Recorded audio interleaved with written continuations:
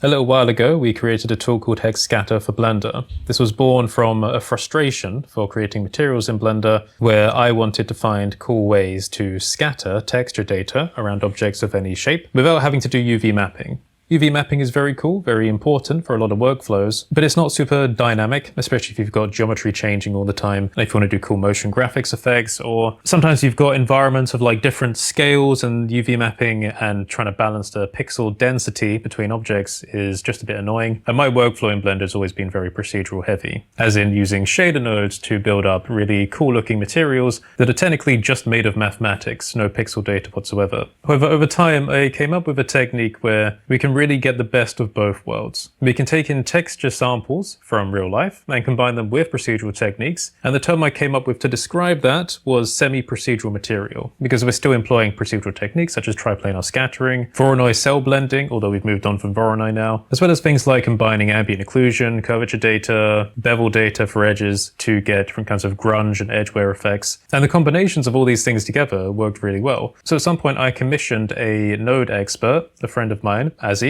to start building my dream system. And we ended up building that and releasing it as a product called Hex Scatter. The ultimate intention behind Hex Scatter was to give me effectively a material engine that I could build material packs around for people, knowing that these materials would be more powerful or rather more dynamic than any material pack anyone in the community has ever made. Putting aside, all the effort people put into making realistic materials for things like architecture, visualization studios and all that, there's lots of different sources for that. My approach was supposed to be completely dynamic. And Hex Scatter has solved most of those issues. I'm not actually sure why I haven't gone through with building a pack using it yet. I said to my friend, I'm always stuck in this waiting mode when something doesn't feel perfect. So the point of doing this is to let you know that we are working on the 5.0 version, so for compatible with Blender 5.0 onwards, because Blender 5.0 effectively opened the way for my dream tool to exist. You see, the first version of Hex Scatter was inherently limited by Blender limitations in the way that if we wanted to incorporate our hexagonal cell blending, full PBR workflow, normal correction using height data to inform how the cell edges blend between each other, super complex. It was strictly limited by the fact that we had to reference image textures multiple times, right? There was no good way around that. Well, there was a way around that I came up with that I call the preamble method. Users of Hex Scatter will know that ultimately made the nodes far more complex than they needed to be, especially above like a beginner/intermediate user level. It was difficult to navigate, and actually some people saw the potential, they understood that it would be a cool tool and made a community tool for that. I allowed them to sell it to make a little bit of money, but ultimately the audience isn't that large for it. We have to have audience of Hex Scatter, then audience of people that are looking for tool. I believe they were from Vietnam, the community members, but they basically came to me saying, hey look, we love Hex Scatter, we wanted to make a tool to make it easier to do these preamble groups to get the power of Hex Scatter while allowing multiple different materials to exist within the same blend file, subverting this image texture limitation that Blender had. Can we sell it on Superhive? And I said, yeah, sure, go for it. The only condition I gave was I would like a 50% affiliate link, I think it was 50, if I ever wanted to do like a big advertisement push for it, which I never ended up using, as far as I can remember. But anyway, Blender 5, with the bundles and closure system, finally allows us to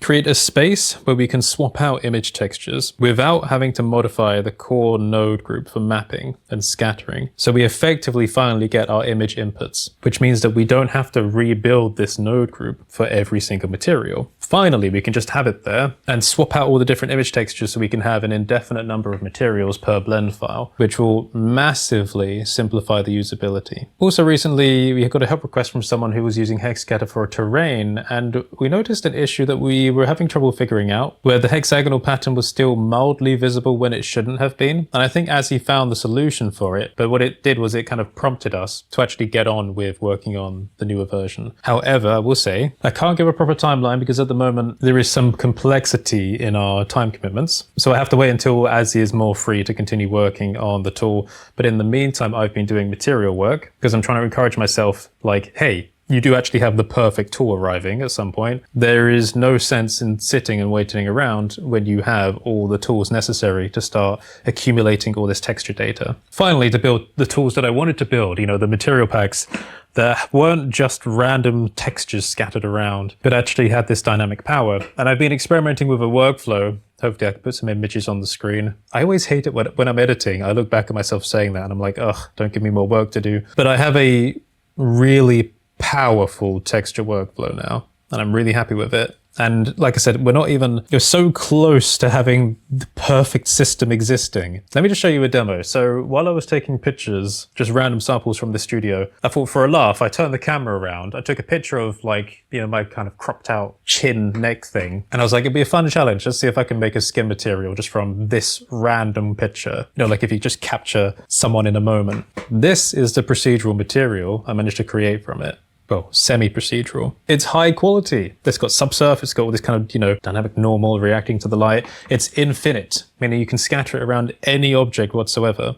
And that's not even using the full power of original Hex Scatter. That's just a dithering method. That's not even using the full PBR workflow we had made. So if you were doing displacement, I can make it better than that already. That's not using normal correction or anything. So it can get far more advanced than that. But I've also done other tests. I've done different scales of image texture sampling. So I basically made a decision on how I imagine when a lot of other companies do image sampling for textures, they try and get a consistent texture resolution from their source so that every single texture has the same resolution. You'll see that a lot when you're downloading from different websites. I'm taking a different approach. I'm not so much doing it on a resolution requirement system. I'm doing it more on a megapixel level. What I mean is, when I'm taking images from large surfaces, for example, if I grab this random plate here, if I take a picture of this plate, we're going to get relatively large segments of things, which could be taken down into 1:1 aspect ratio squares, like this metal. The overall image I take could be a really high resolution, but if it's like 20 something megapixels, it might be like 6,000 by 4,000 something. What I'll do is, in the tool I'm using like Affinity to trim down the images, instead of rescaling the image, I will anchor the image to the document and I'll just say, okay, let's try a 4,000 by 4,000 square and see if this image fits into it. If I can get a clean cutout of a surface within that 4,000 square, then I will use that. But if the surface I'm sampling from is too small to fit within that square, then I'll go lower. I'll do like, 3,000 or 2,000 square and try and fit the sample in. I'm not going to scale the image sample up or even down for that matter. Basically, I'm getting variable sizes of texture sources. Now that always felt a bit uncomfortable and weird because it was like, well, if you're going to sell materials for people, don't they expect a consistent quality? But the thing about this scatter method we're doing is that